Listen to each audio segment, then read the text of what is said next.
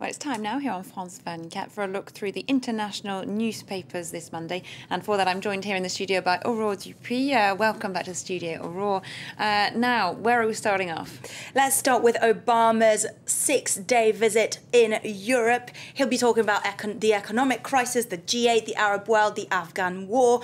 And his first stop is in Ireland because, as you know, the country is dealing with massive, massive government debt. He'll be visiting the village of Moneygall. Why is that? Because reportedly, it's not a well-known fact, but Obama's ancestors are from that village. Like many Americans, he does claim some Irish roots. Exactly. His great-great-great-grandfather was originally from that village, according to an American genealogist, and she started researching his roots in 2007, and she says she's really, really excited to see him in Ireland. We can take a look at the Irish Times. Locals are reportedly buying Obama mugs, hats, magnets, and in buckets, and they are savouring every minute of the American dream. Obama mania, they're hitting a small village in Ireland. A really nice story there. Meanwhile, security must be pretty tight there ahead of Obama's visit. Exactly. Let's take a look at the Belfast Telegraph. It is Obama's first official visit abroad since the death of bin Laden, so everyone's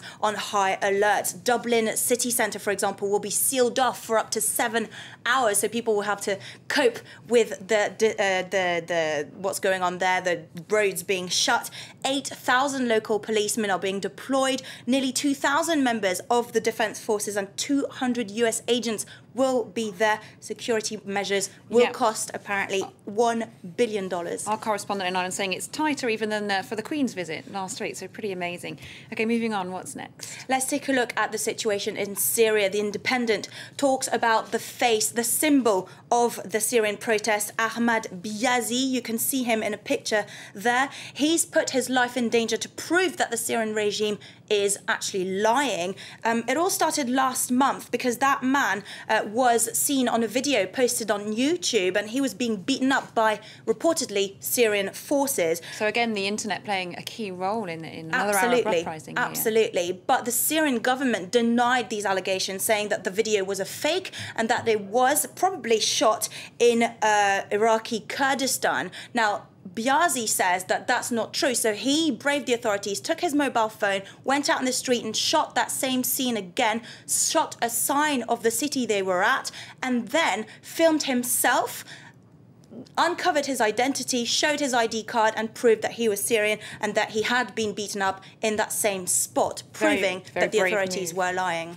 Brave move on his part, we can imagine.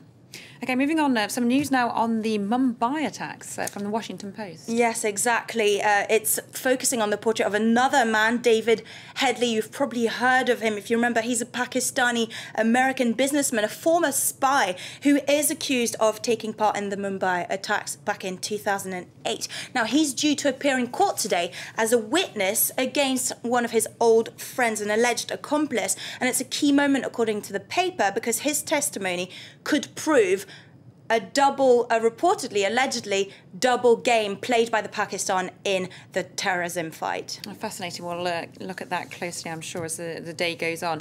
Now, on to a story from the UK, which involves the media and so-called super injunctions, gagging orders, which have been slapped on a number of stories in the UK press recently. Yes, absolutely. After the DSK scandal, there's been a lot of talk about media, sex scandals and privacy laws. There's the front page of The Independent. 3 sentences, 8 names blanked out, as you can see.